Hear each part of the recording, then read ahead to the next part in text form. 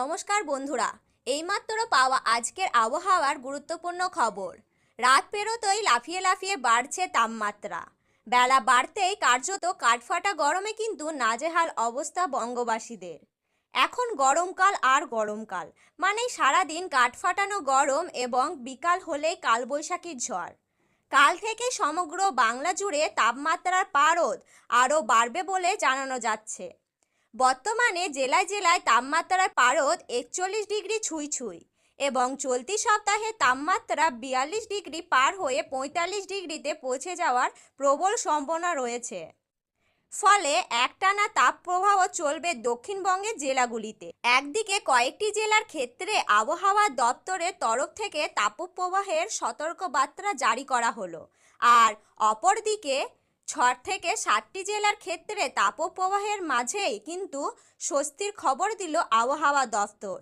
আজ বাংলায় দক্ষিণবঙ্গ থেকে শুরু করে উত্তরবঙ্গের বেশ কয়েকটি জেলাতেই বৃষ্টিপাতের পূর্বাভাস দিল আবহাওয়া অফিস। সামগ্রিকভাবে তাপমাত্রা কিছুটা কমলেও তাপপ্রবাহ কিন্তু বজায় থাকবে। তার সাথে আজ পশ্চিমে বেশ কয়েকটি জেলাতেই শিলাবৃষ্টিপাতের পাশাপাশি 50 থেকে 60 কিলোমিটার গতিবেগে বইতে পারে ঝড়ো দমকা হাওয়া।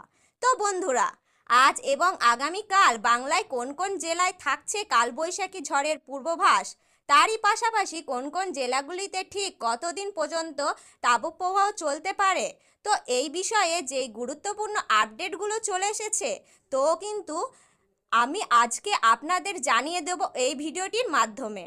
তো আপনার জেলায় সঠিক আবহাওয়ার খবর সবার প্রথমে প্রতিদিন পেতে চান, তাহলে অবশ্যই আমাদের ইউটিউব চ্যানেলটিকে সাবস্ক্রাইব করবেন এবং পাশে থাকা বেল আইকনটিকে প্রেস করে রাখবেন। তাহলে চলুন শুরু করা যাক। এই মুহূর্তে সবথেকে বড় খবর যে বাংলার দিকে কিন্তু ধেয়ে আসতে পারে শক্তিশালী পশ্চিমী ঝঞ্ঝা। অন্যদিকে বঙ্গোপসাগরে তৈরি বিপরীত ঘূর্ণিবর্তের জোরে দক্ষিণবঙ্গে কিন্তু প্রচুর পরিমাণে ঢুকছে আর্দ্রতা।